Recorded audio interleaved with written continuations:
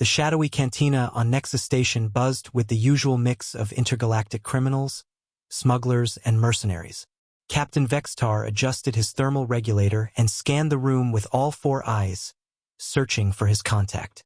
The Zephyrian had traveled 3 systems to take this job, and the promised payment was enough to upgrade his ship's aging hyperdrive. A hooded figure in the corner booth raised 2 fingers, the universal signal. Vextar slithered across the metal floor, his serpentine lower body coiling beneath him as he approached the table. The contact was a Corvanian, judging by the purple-tinged skin visible beneath the hood.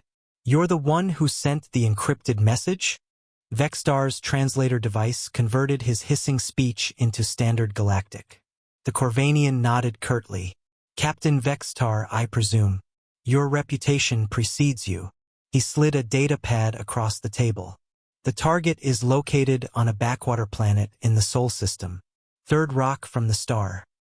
Simple extraction job." Vextar's scaled fingers tapped the device, reviewing the mission parameters. The payment was substantial, enough to keep his crew fed for months and buy those weapon upgrades he'd been eyeing. "Seems straightforward. What's the catch?" "No catch. The target has something my employer wants. You retrieve it, deliver it to the coordinates provided, and collect your fee." The Corvanian's voice remained steady, but Vextar noticed his hands trembling slightly. "And the target species?" This was always important information. Some beings were naturally more dangerous than others, and Vextar had learned to adjust his rates accordingly. The Corvanian hesitated.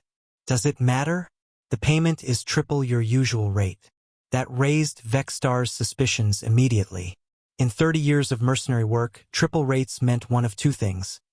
Either the job was impossibly dangerous, or the client was hiding something crucial. "Species, please." "Human."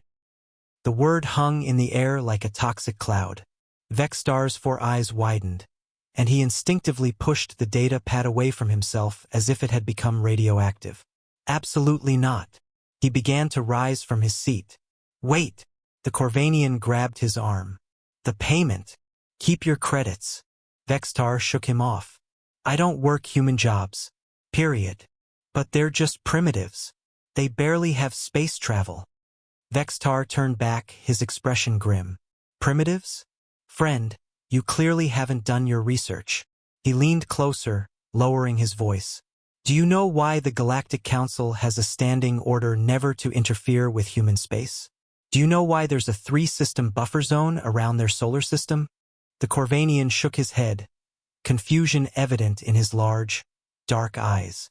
23 years ago, a draconian battle fleet tried to enslave a human colony. 300 ships, state-of-the-art weaponry, warriors bred for conquest.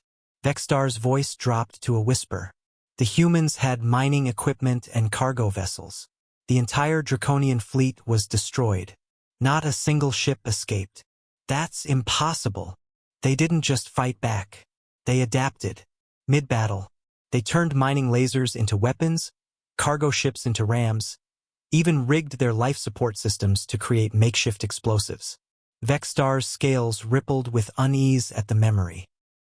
But that wasn't the terrifying part. The Corvanian waited, transfixed. The terrifying part was that they enjoyed it. While other species fight for survival, resources, or territory, humans fight for the pure joy of overcoming impossible odds. They call it spite in their language. Vextar stood again. "Find yourself another mercenary, one who's tired of living." As he slithered away, Vextar heard the Corvanian calling after him about the payment, about the easy target, about the primitive technology. But the experienced mercenary didn't look back. He'd seen the footage from that draconian battle. He'd watched humans jury-rig weapons from kitchen appliances and turn their children's toys into reconnaissance drones. Some jobs weren't worth any amount of credits. The Corvanian sat alone in the booth, staring at the rejected datapad. Around the cantina, other mercenaries who had overheard the conversation suddenly found reasons to leave. Within minutes, word would spread throughout the station. The human job would remain unfilled.